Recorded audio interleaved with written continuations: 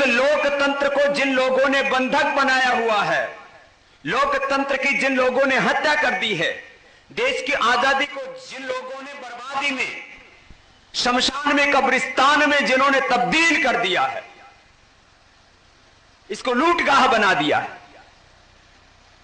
ऐसे लोगों के चंगुल से इस लोकतंत्र को, इस भारत को आजाद करा, आजादी को ही नीलाम कर दिया। आज भी भारत सामाजिक रूप से, सांस्कृतिक रूप से, आर्थिक और राजनीतिक रूप से गुलाम बना दिया है और हमको पता ही नहीं, हम बेखबर है, बेशुद्ध है, बेहोश है। इसलिए जो सात्विक बुजुर्ग लोग हैं वो तो देश के बारे में सोचते हैं, लेकिन जिनकी खून मुंह लगा हुआ है, देश को जिन्होंने नीलाम कर दिया है, जल जंगल जमीन भू संपदा और बजट सब कुछ लूट करके खा करके बैठ गए हैं और कुंडली मार के ऐसे बैठे हैं फन फैलाई कि जो भी आता उसी को काटने लगते हैं। अब हमें खुद इस देश की हकीकत को समझना है, जानना है, पहचानना है और इसको बचाने के लिए बड़ा काम करना है।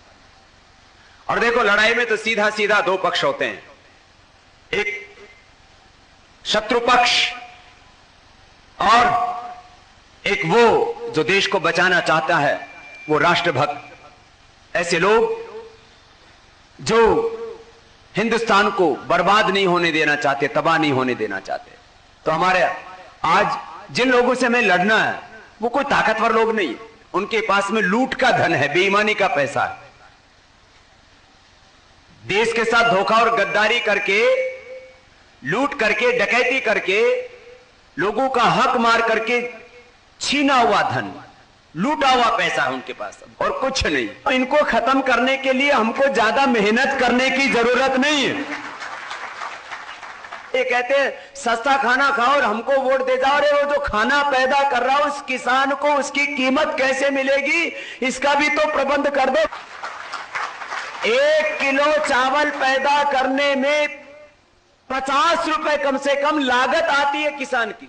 1 किलो गेहूं पैदा करने में 30 रुपए लागत आती है किसान की। एक पानी की बोतल हम खरीदते हैं तो आज 17 से 18 रुपए की एक पानी की बोतल मिलती है।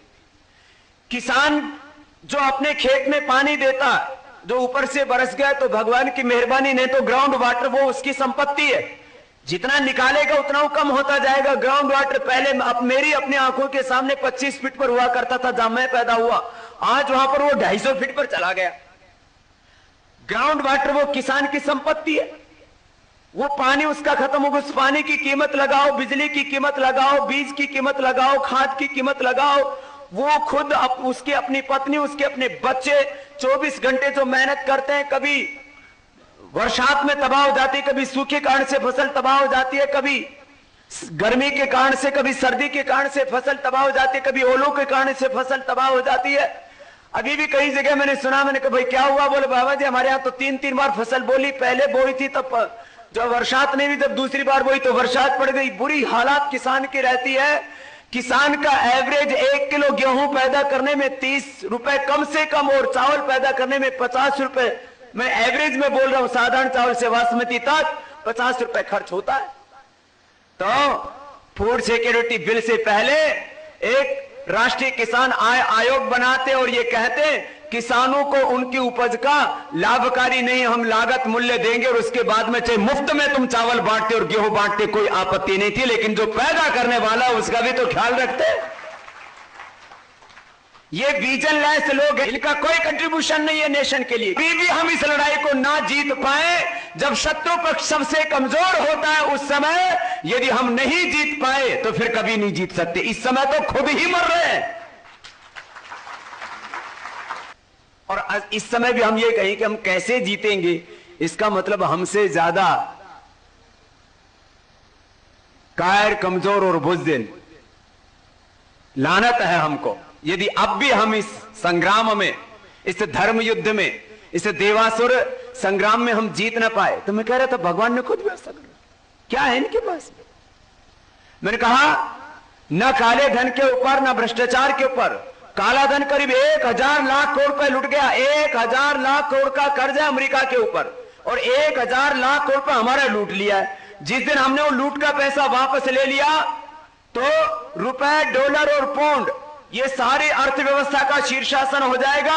आज यदि आज हम अपना काला धन वापस ले लेते हैं, और भारत में अभी भी करीब 10 लाख करोड़ रुपए जो काला धन जमा होता है हर वर्ष अभी भी, और 10 लाख करोड़ रुपए करीब विदेशी कंपनियां लूट के लेके जाती है, 10 लाख करोड़ रुपए बीड़ी सिगरेट शराब के नाम से लूटा जाता है, और 10 लाख करोड़ रुपए फर्टिलाइजर्स, पेस्टिसाइड्स, ये तमाम साबुन, शैंपू, टूथपेस्ट, क्रीम पाउडर बेच करके लूटा जाता है। करीब कुल मिलाकर के 40 से 50 लाख करोड़ रुपए की हर साल लूट हो रही है। ये लूट हम बंद करके लूटा हुआ धन वापस ले ले तो आज जो डॉलर की कीमत है वो रुपए की कीमत होगी, और जो रुपए की कीमत है वो डॉलर की कीमत होती। शीर्षासन हो जाएगा पूरी अर्थव्यवस्था। ये मेरे पास में रिपोर्ट है, पूरे एफडीआई की गाइडलाइन है इसमें। अब इसमें 20 लाख करोड़ रुपए ये वर्तमान केंद्र सरकार लेकर के आई देश में। एक भी मालिक का नाम नहीं बताती, प्रोविजन ही नहीं किया, बस खाली कंट्री का नाम बता दो और कौन भेज रहा है, खाली बस एक ऐसे ही कोई भी एक ऐसे ही फेक नेम दे दो, माने कोई भी नकली नाम दे दो, एक कोई डिटेल देने की जरूरत नहीं है। लेकिन इसमें भी एक प्रोविजन है, उन्होंने एक एफिडेविट पर साइन किए हुए कि जो पैसा आया है ये काला धन नहीं है, ये करप्शन का पैसा नहीं है, ये आतंकवादियों का पैसा नहीं है। तो हम कहेंगे कि इसको साबित करो, तो इनको सारी डिटेल देनी पड़ेगी। मैंने आदरणीय राम जेठमलानी जी से बात की है, बाकी से तो 10-20-25 लाख रुपए से लेकर के करोड़ों लेते हैं, लेकिन हमारे केस मुफ्त में लड़ते हैं। तो मेरे से बोले बाबा जी, हमने बैठ के 2 घंटा इसके ऊपर पूरा डिस्कस किया। अभी एक पीआईएल फाइल करने वाले हैं और एफडीआई में जो भी पैसा आया है उन सबके नाम सामने आएंगे और इतने सारे बेईमान बेनकाब हो जाएंगे, क्योंकि उन्हीं का पैसा देश के भीतर और बाहर और बहुत लगा हुआ है। ये एफडीआई मैंने बोला था ना, ये काले धन की क्या है, चाबी है, ये की है ब्लैक मनी की। क्यों? कि उससे पता लग जाएगा। यही लोगों ने क्या कर रखा है, 50,000 टन से लेकर के 1 लाख टन सोना, जिसकी कीमत होती है 150 से लेकर के 300 लाख